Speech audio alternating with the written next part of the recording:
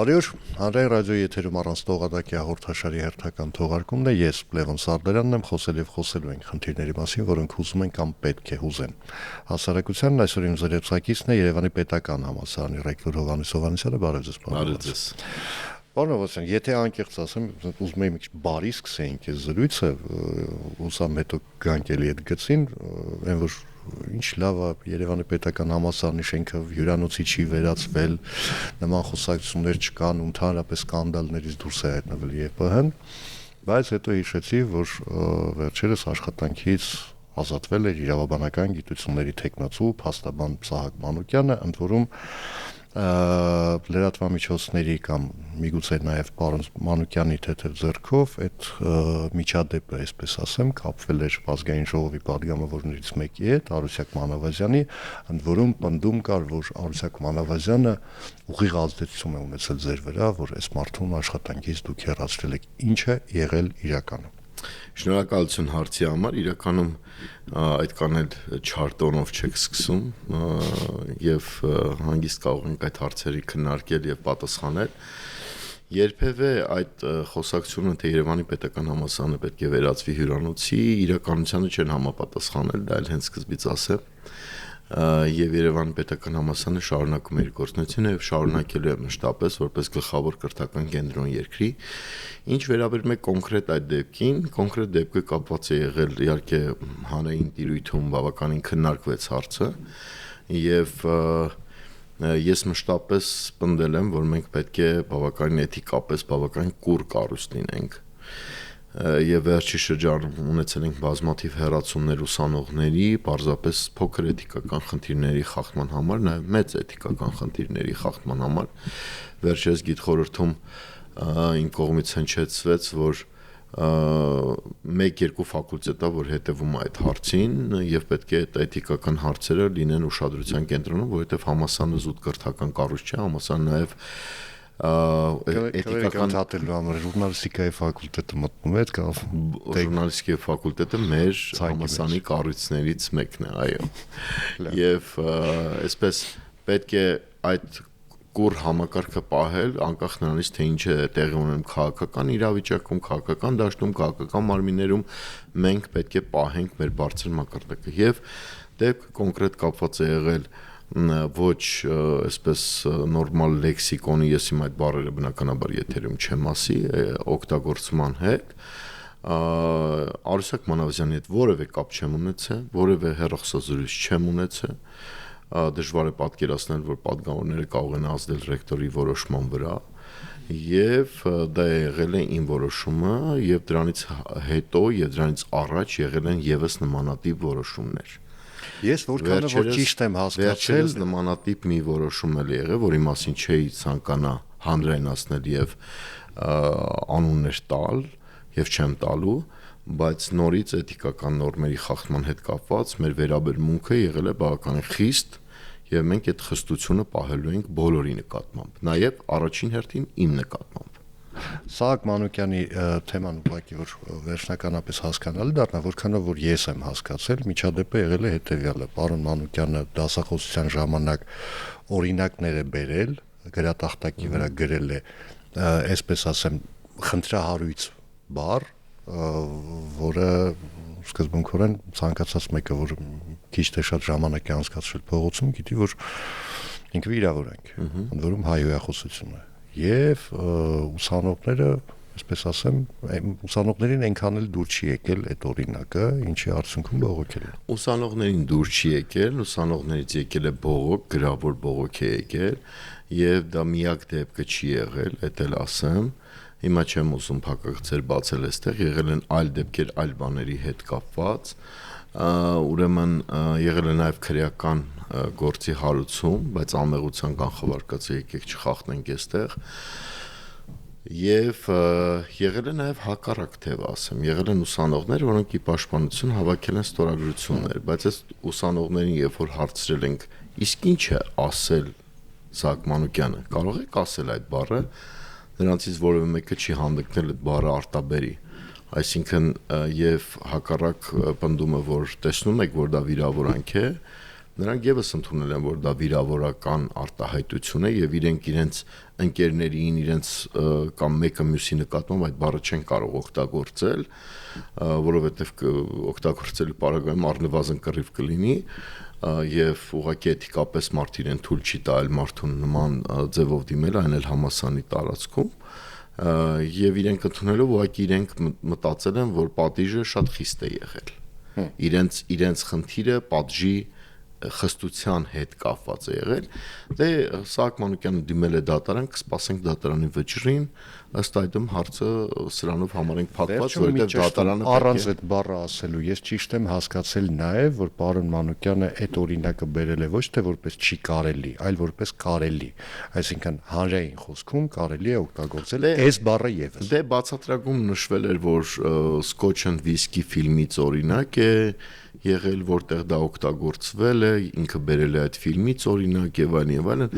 բայց քանի որ ֆիլմը հեռարձակվել է հանրային հեռուստաընկերությամբ, այդ նշանակում է կարելի է ուրեմն, բայց գիտեք, շատ ֆիլմերում շատ հայախոսական արտահայտություններ կան, հիմա բոլոր ֆիլմերի հայախոսությունները մենք բերենք լսարան եւ ասենք, որ սա ֆիլմում էր, ուրեմն կարելի է, սա այնքան էլ ամուր հիմք չէ իմ կարծիքով։ Եվ այնինչ թույլատրելի է ֆիլմում կամ ինչ թույլատրելի նույնիսկ այլ վայրերում թույլատրելի չի լսարանում շատ հաճախ։ Այնինչ թույլատրելի Զևսին, թույլատրելի չէ։ Լավ։ Հիմա անցնենք համալսարանի ընթացիկ խնդիրներին։ Տեսեք, նախորդ անգամ իսկ դա անցած տարի էր։ Դուք էստեղ էլի հյուրընկալվելիս ասացիք, որ այսպես բառացի չեմ մեջ բերելու, մտմտում եք ինչ որ աշխատանքներ եք տանում են ուղղությամբ, որպեսզի պրոֆեսորա դասախոսական կազմի, այսպես ասում, սոցիալական իր վիճակը հնարավորինս բարելավի, այսինքն աշխատավարձերի բարձրացում, հաստիկացուցակների վերանայում կամ ասենք դասաժամերի վարձավճարի հավելացում ինչ է արվել այդ ուղղությամբ, որովհետև միշտ այդ դժգոհությունը եղել է, որ համալսարանում դաս ենք տալի, կոպեկներ ենք ստանում, ախր այդ կոպեկներով հնարավոր չի որևէ բան անել, դրան գումարած նաև վիրավորական։ Նայեք, այստեղ պետք է տարաբաժանենք, համալսարանը տարաբնույթ կառույց է։ Մենք համալսարանում ունենք բնագիտական թև եւ հումանիտար մեծ իմաստով, տնտեսագիտությունը դեռ այսպես թողենք մի կողմ, հասարակագիտական մի քիչ խառն է այստեղ։ Ուրեմն վերջին տարիներին պետությունը հսկացավալ գումարներ ներդրեց գիտության մեջ եւ բարձրացրեց բազային գիտական աշխատավարձերը։ Բնագիտական թևի համարյա բոլոր դասախոսները, համարյա բոլոր ընդգրկված են եւ բազային ֆինանսավորման մեջ եւ դասավանդում են, այսինքն իրենց աշխատավարձը գումարելիների ամբողջություն է եւ այստեղ աշխատավարձերը ասել որ ցածր են, ես հանձն չի առնի։ Այլ խնդիր է հումանիտար թևում, որտեղ ոչ բոլորը ունեն բազային ֆինանսավորում եւ այստեղ այո ունենք խնդիրներ աշխատավարձի ցածր լինելու հետ կապված, բայց ամեն ինչ համեմատականների մեջ է, ընդհանուր առմամբ դասախոսական աշխատավարձերը երկրում ցածր են, ես դա ընդունում եմ։ Բայց եթե համեմատենք նույն երկրում տարբեր բուհերի միջև աշխատավարձերը, պետք է նայել ծանրաբեռնվածությունները, ինչքան է մարդը ծանրաբեռնված։ Ամենացածր ծանրաբեռնվածությունը Երևանի պետական համալսարանում է։ Մենք մեր ծանրաբեռնվածությունը 700 ժամ է, որից մենք 50 ժամը ասում ենք մեկ հոդված տարեկան, եթե դու տպես, այդ 50 ժամը դու կծանրաբեռնվես 650 ժամով։ Միջինը բուհերում 720 ժամով է ծանրաբեռնվածությունը, կա բու, որը 1050 ժամով է ծանրաբեռնվածությունը։ Այստեղ եկեք այս համացություն անենք։ Բացի այդ, Երևանի պետական համալսարանը ամառվա վերջի օգոստոս ամսվա վերջին 50% պարգևավճար է տալիս բոլորին անխտիր եւ 100% դեկտեմբեր ամսվին, որը արդեն ստացել են։ Այսինքն գումարած 150% աշխատավարձի վրա։ Այդ դեկտեմբերին են պայմանական խորհրդային տարիներին մնացած 13-րդ, բայց հիմա 13.5 է դարձել, 13.5։ Հույս ունենանք կդառնա 14, այսպես ասենք։ Հենց դառավ ես կգամ դասավանդել։ Շատ լավ։ Հիմա հարցը հետեւյալի մեջ է, որ մենք շատ մեծ իմաստով կախված ենք ուրեմն վարձավճարներից։ պետությունը տալիս է գումար կրթության մասով եմ ասում ուսանող թվով, այսինքն պետպատվերի շրջանակներում, որը մեր հանրության մեջ ընդունված է ասել անվճար, բայց անվճար չեն, դա հարկատուների գումարներով սովորող ուսանողներն են, եւ մենք մի տարի հատուկ սերտիֆիկատներ տվեցինք բոլորին, որ ձեզ հարկատուներն են վճարում, եւ դա է պետության, մնացածը վարձավճարներն են։ Հիմա կամ պետք է վարձավճարները բարձրացնենք, որպեսզի աշխատավարձները բարձրացնենք, կամ այլ մեթոդներ հասկանանք ինչպես ենք անում։ Մենք ուրեմն իմ այս 4 տարվա պաշտոնավարման ընթացքում 2 անգամ 10%-ով բարձրացել է ամբողջ համալսարանի աշխատավարձը, եւս 10%-ով պրոֆեսորների աշխատավարձը։ Մենք կատարեցինք ռեֆորմ, ամբիոնների լաբորանտներին դուրս բերեցինք ամբիոններից, ստեղծեցինք ֆակուլտետային գրասենյակներ, այստեղ որոշակի հաստիկների կրճատում տեղ ունեցավ, բայց այդ մարդիկ ծանրաբեռնվեցին դասախոսական աշխատանքով եւ դա ցնցում չեղավ ընդհանրապես, որի արդյունքում մենք աշխատավարձերը 110,000-ից բարձրացրեցինք 180,000-ի։ Տոկոսը դուք կարող եք արդեն չափել 40-ից 50%-ի չափով, այսինքն վարչարության մասնագետների աշխատավարձը կտրուկ աճապրեց։ Հիմա ինչ ենք անում մենք հիմա։ Բացի այդ, Երևանի պետական համալսարանը յուրաքանչյուր դասախոսի, ով կտպի հոդված միջազգային գրախոսվող ամսագրերում առանձին տողով վարձատրում է։ Այսինքն եթե դու Q1 ամսագրում ես տպել 440,000 ես ստանում, Q2-ում 330, Q3-ում 220 եւ այսպես շարունակ։ Եվ տարբեր տողերով նույնպես խրախուսական միջոցներ կան։ Նաև կրթական գերազանցության կան։ Եթե ուսանողները քեզ բարձր են գնահատել, տարեվերջում դու ունես բարձր ցուցանիշները, առանձին ապարգևատրում ես ստանում, նաև դրա համար ես առանձին ապարգևատրում ստանում։ Բացի այդ, Երևանի պետական համալսարանում մենք մտցրեցինք մի նոր մեթոդ, երբ որ դու 30 միլիոն դրամ ենք հատկացնում միջազգային գործողումների համար, դա էլ երբևէ չի եղել։ Դու դիմում ես հատուկ հանձնաժողովին, որտեղ բոլոր ֆակուլտետներից ամենը ներկայացված են, եւ հանձնաժողովը որոշում է կայացնում, եթե դու հիմնավորում ես, որ պետք է գնաս կարևոր միջազգային կոնֆերանսի, նաեւ այդ գումարը ստանում ես եւ գնում կարևոր միջազգային կոնֆերանսի։ Այս տարվանից մտցրեցինք ուրեմն դասագրքերի համար առանձին խրախուսական գումարներ, բացի այդ մենք գրանտներ ենք տվել հետազոտական եւ կրթական ծրագրերի բարելավման գրանտներ ենք տվել, բացի այդ մագիստրատուսական խումբը, եթե օրինակ 15 հոգուց ավելի է հավաքվում, մենք հաշվարկ ենք անում եւ տեսնում ենք, եթե գումարային ինքը այսպես ավել ցուկ ունի, այդ գումարը հետ ենք տալիս ծրագրին եւ խրախուսելու համար նոր դասախոսներ բերել ծրագիրը ավելի ուժեղացնելու համար։ Այսինքն բազմակոմպոնենտ է վարձատրությունը Երևանի պետական համալսարանում։ Ես ճիշտ եմ հասկանում, բայց մի բան կներեք, մի բան ավելացնեմ։ Սա պետք է վաղը մենք հոգաբարձների խորհրդի նիստ ունենք, վաղը պետք է ասենք, բայց հոգաբարձների խորհրդի նիստը առավոտյան է, կարող եմ հանգիստ ասել, որ եկող տարվանից մենք ունենք համալրման կարգ։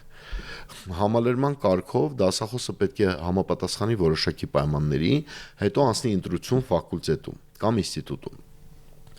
Սա, այսպես ասենք, դասական tenured հասկացությունն է, 5 տարով իրար պայմանագիր են կնքում, եւ այս դասախոսների, պրոֆեսորների, ասիստենտների եւ դոցենտների աշխատավարձը կբարձրանա 30%-ով հունվարի 1-ից։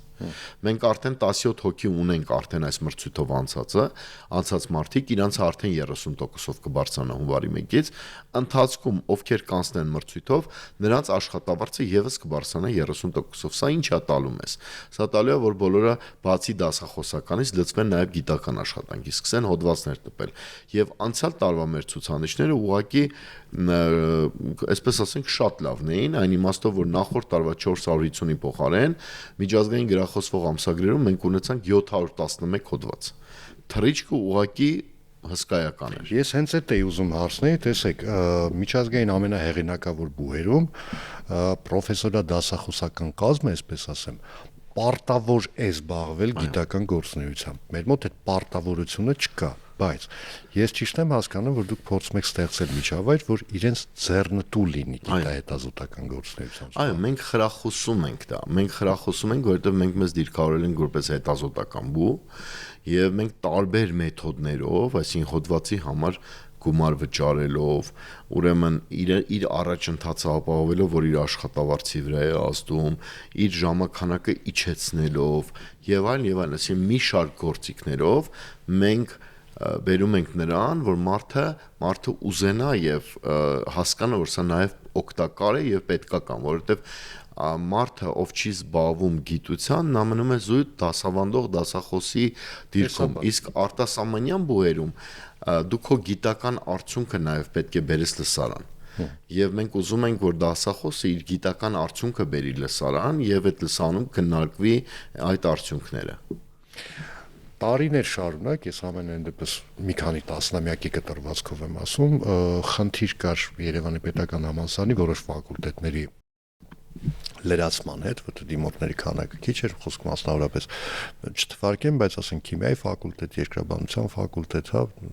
մի տեսակ դուրս էին մնացել այդ process-ից։ Հիմա ինչպես որքանով որ ես եմ հասկանում, այդ խնդիրը չկա։ Այդ խնդիրը այս տարի գոնե ընդհանրապես չի եղել, մենք թափուր տեղեր չենք ունեցել։ Բոլոր ֆակուլտետներում, բոլոր մասնագիտությունների գծով մեր մոտ ամբողջական լրացել են տեղերը։ Այլ խնդիր է եղել, որ տարիներ շարունակ, օրինակ, ոչ համասարանը, բայց մասնավոր բուհեր կան, որոնք ստացել են հարյուրավոր տեղեր, բայց կարողացել են ընդունել 1-2 հոգի։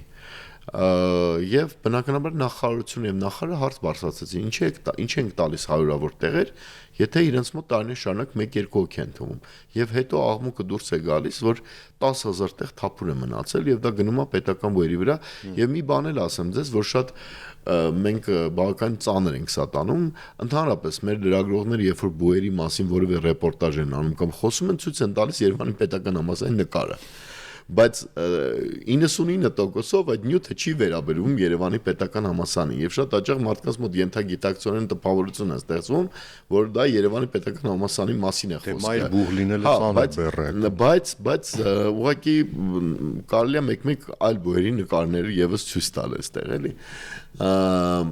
Մենք ուրեմն 2-3 տարի շարունակ ֆիզիկայի ֆակուլտետում մոտ 200 ուսանող ենք ընդունում։ Եվ շատ լավ ուսանողներ ենք ընդունում, ձեզ պետք է ասեմ։ Սրան նպաստել է նաև կառավարության կողմից ընդունված որոշումը տարկետման իրավունք տալու վերաբերյալ, չնայած մենք այստեղ ունենք խնդիր, օրինակ լավ ուսանողները քիչ են գնում, օրինակ մաթեմատիկայի ֆակուլտետը, մաթեմատիկայի ֆակուլտետը այդ իմաստով բավականին տուժել է։ Մենք քննարկումներ ունենք նախարարության հետ, որպեսզի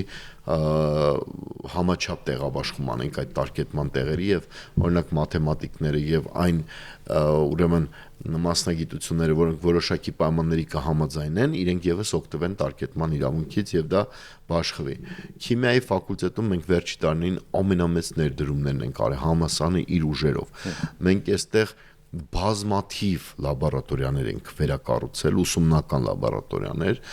գիտության պետական կոմիտեից ստացել ենք ահռելի մեծ թվով սարք-սարքավորումներ, մենք լաբորատոր սենյակներ ունենք, որտեղ ամբողջական սարքերի գումարը 1 միլիոն, 2 միլիոն դոլար անցնում է։ Եվ դրանք ģեր ժամանակակից սարքեր են, որևէ կերպ դրանք չեն զիջում միջազգային որևէ բուհի։ Եվ ովքեր գալի դա տեսնում են, իրականում շատ զարմանում են։ Մենք այս տարիների ընթացքում մեծ շեշտ ենք դրել այդ ուսումնական լաբորատորիաների կառուցման, ուրեմն վերազիման վրա, դա հիմնականում 3 ֆակուլտետներում են եղել, ուրեմն դա եղել է քիմիայում, ֆարմացիան կարող եմ ասել ամբողջությամբ բավականին լավ վիճակում է, դա կենսաբանությունում եւ ֆիզիկայում, որոշ իմաստով նաեւ երկրաբանություն, բայց երկրաբանությունում մեզ սկսեցին շատ լավ օգնել ոլորտի ուրեմն մեծ գործարարները եւ օրինակ նոր գեոընկերությունը բացեց մի հրաշք լսարան, որտեղ AR VR ակնոցներով ուսանողները հնարավորություն ունենում միանգամից հայտնվել հանքում օրինակ։ Իսկ այս վերջերս Կապանի ուրեմն կոմբինատը, լեռնարստացման կոմբինատը բավականին մեծ ներդրում արեց, մի ամբողջական հարկ եւ վերանորոգվեց եւ բովանդակությամբ լցվեց, այսինքն սոֆթերից սկսած ամբողջը գնեցին պարոն Ավետիսյանի, Սասուն Ավետիսյանի գլխավորությամբ եւ դա կարող եմ ասել վերջին տարիներին հայաստանյան բիզնեսի ամենամեծ ներդրումներից մեկն էր Երևանի պետական համալսարանում։ Ինչ եմ ասում հայաստանյան, որովհետեւ տարիներ շարունակ մենք ունենք մեր կողքին կանգնած Իզմիլյան ընտանիք,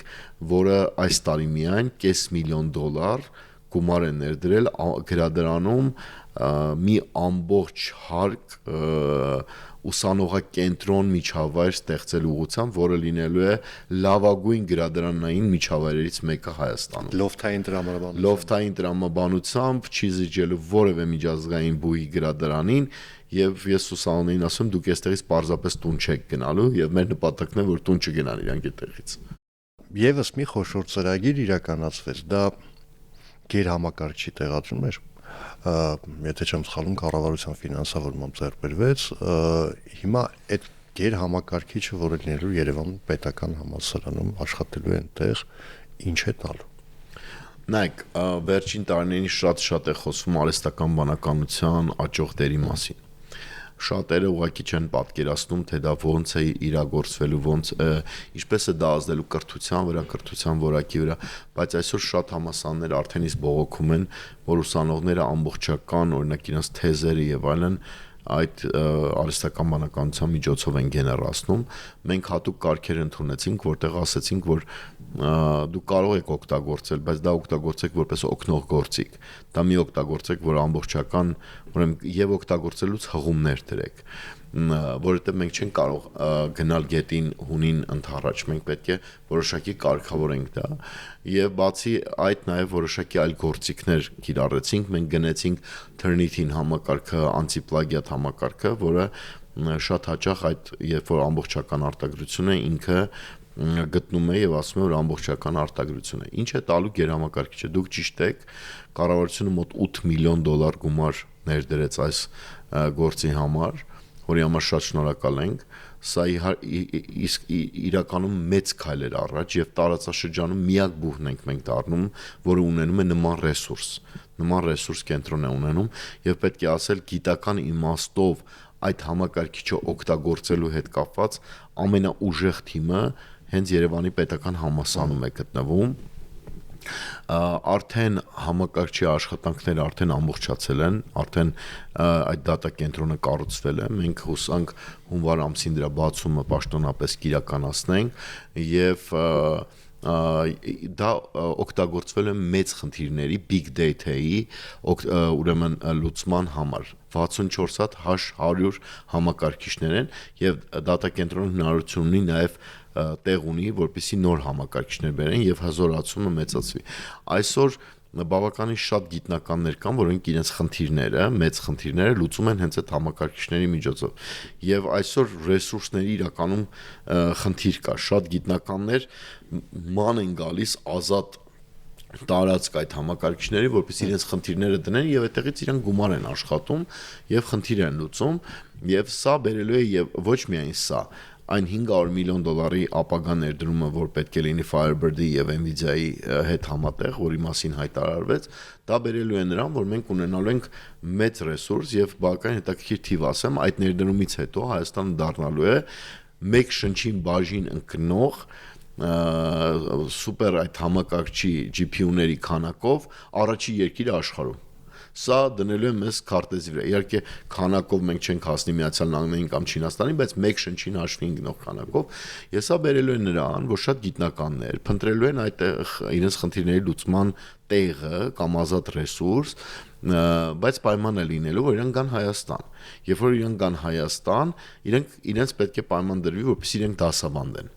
Եվ սա բերելու է նրան, որ մենք հոսք ենք ունենալու գիտնականների դեպի Հայաստան եւ նրանց ներգրավելու են կրթական process-ի մեջ եւ դա ունենալու է մուլտիպլիկատիվ էֆեկտ, դա չի ունենալու զուտ այսպես բանի էֆեկտ, դա մուլտիպլիկատիվ էֆեկտ է ունենալու եւ ես լիահույս եմ, որ սրանով